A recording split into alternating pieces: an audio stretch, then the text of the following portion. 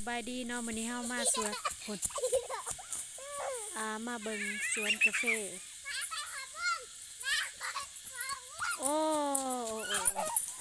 มื้อนี้เฮาก็ได้มักมีสุกมากินพี่น้องแซ่บหวานเด้อเพราะว่าฝนมันบ่ทันได้ตกใส่เนาะตกน้อยหนึงแล้วมันจะหวานรสชาติมันแซ่บหอมออกของเด็กหน่อย2คนนี่เอามาให้เนาะ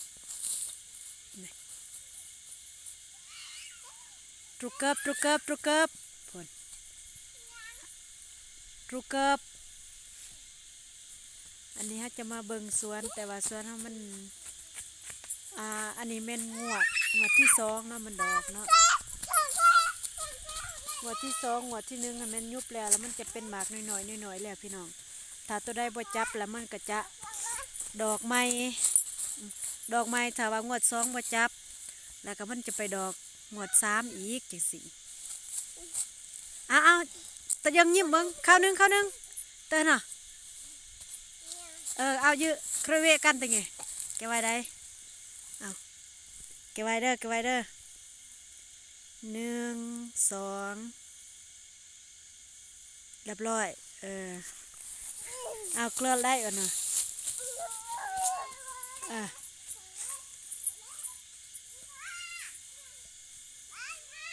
มวนแห้งพี่น้องมาสวนเลยอัตเนกะลังเยอะ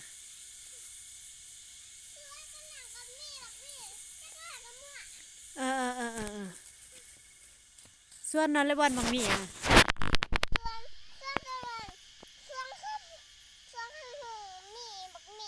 ยี่เด้ส่วนทีก็มีมักมีกี่ไม่หอมงี้เลยมักมีอะไรเงี้ยฮะอ้าวก็มีแต่ว่ามักมีเอาเต้นอันเบิ้งบาทหนึ่งโอ้โอ้โอ้โอ้เก่งเว้ยเอาอันแห้ง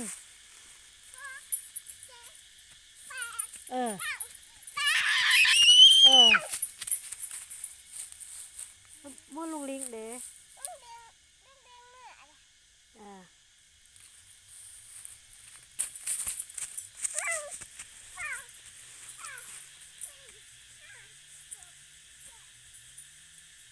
ใส่ดี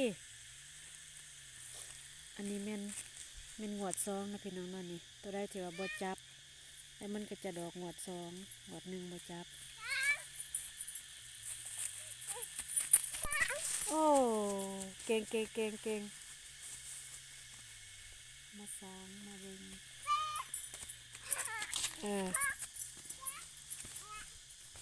มันมีสุกจากกกพี่น้องแสบเลยจนเน่านะเพราะว่าโดนเท่าบ่ได้มาเบิ่ง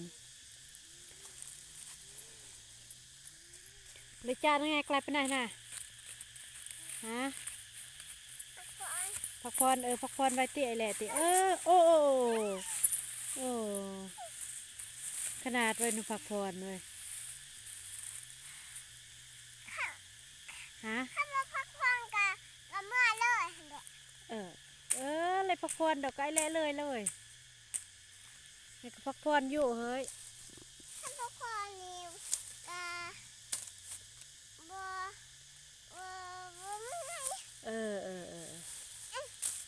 กันนาพักผ่อนแล้วก็บ่เมื่อยคันบ่พักผ่อนเด้พักผ่อนคันบ่พักผ่อนเด้บ่พักผ่อนกายยังเมื่อยก็เมื่อยก็ยาแล้วเมื่อยว่าแต่มวนพ่อ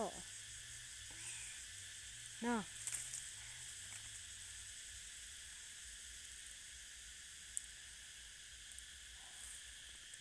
ซอยจะไปไหนอ่ะจาน่ะจ้าอิ่มใส่ไปว่าอิ่มโอ้เก่งนั่งผ่าเฮียนพ่อมาผ่าเฮียนของอาแซกโอ้เฮียนของอาแซกพ่อมาของอาแซกเรียนหนังสือโอ้เฮียนของอาแซกเนาะเก่งไร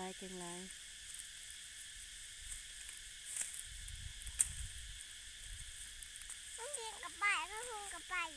ไปอะหมอ ไปของอาจารย์ โอ้ ไปจับลูกเงียบ โอ้นั่งยิ้มนั่งผ่าอยู่ป่า ลูกเลี้ยง แต่ไงเราไม่ปงเฮียนประสวน ไปโรงเรียน ไปโรงเฮียนนี่มุ่นเอาแต่สวนน่ะอะไรไปโรงเรียนเนี่ย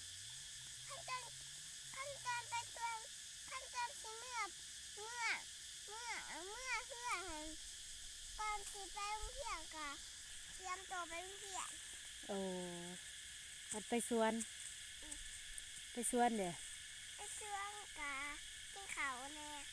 โอ้โรงเรียนมากินข้าวแม่นบ่เปลืองเนาะจะไปสวนกินข้าวเนาะโอ้นางผ่ามุ่งปีไหมนางผ่า 10 ปี 10 ปีโอ้นางผ่าอายุ10 ปีบัดลุงลิงเด้ 5 ปี 5 ปีคำพง 12 12โอ้นางผ่านี่แม่น10 ปีลุงลิง 15 อ่าเอามา น้ เดินแอบมันติงไว้ติ ำ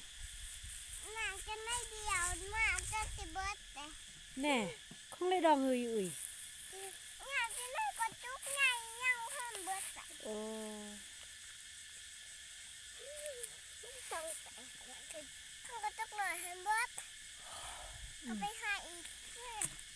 เออให้ลุงลิงเลยหายเอ้ย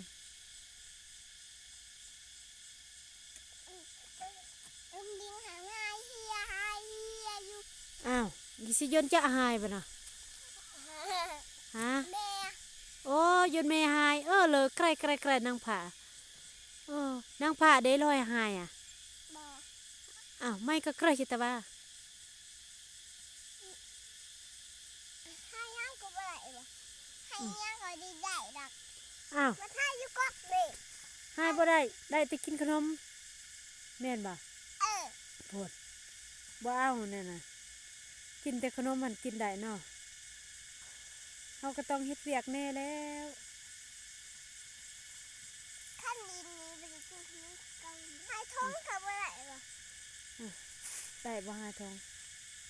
ได้ บ่หรือว่าบ่ได้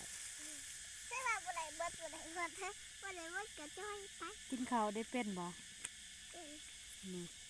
คิดว่าบ่เป็นเนาะถ้าบ่เป็นก็ดีไปอีกได้ น้ำตัวนี้น้ำมีมีบ่ ฮะ น้ำตัวนี้มีบ่ ฮะ น้ำอยู่ตัวนี้ เฮ้ย อันนี้ โอ้ยอยากรอดแล้ว น้ำเนี่ยอยู่คนหันมีบ่มีอีก ถ้าผู้ใดเข้ามาอย่าลืมกดไลค์กดแชร์กดติดตามและคอมเมนต์เด้อพี่น้องเด้อมาเป็นกำลังใจให้เฮาแน่สำหรับคลิปนี้แม่นจบเพียงเท่านี้แล้วจะมีคลิปใหม่ๆมาฝากมาตอนนะพี่น้องเนาะจะอยู่หัวอยู่สวนอยู่แบบธรรมศาสตร์เนาะใส่ชีวิตประจำวันง่ายๆสบายๆบ้านนอกขอกหน้า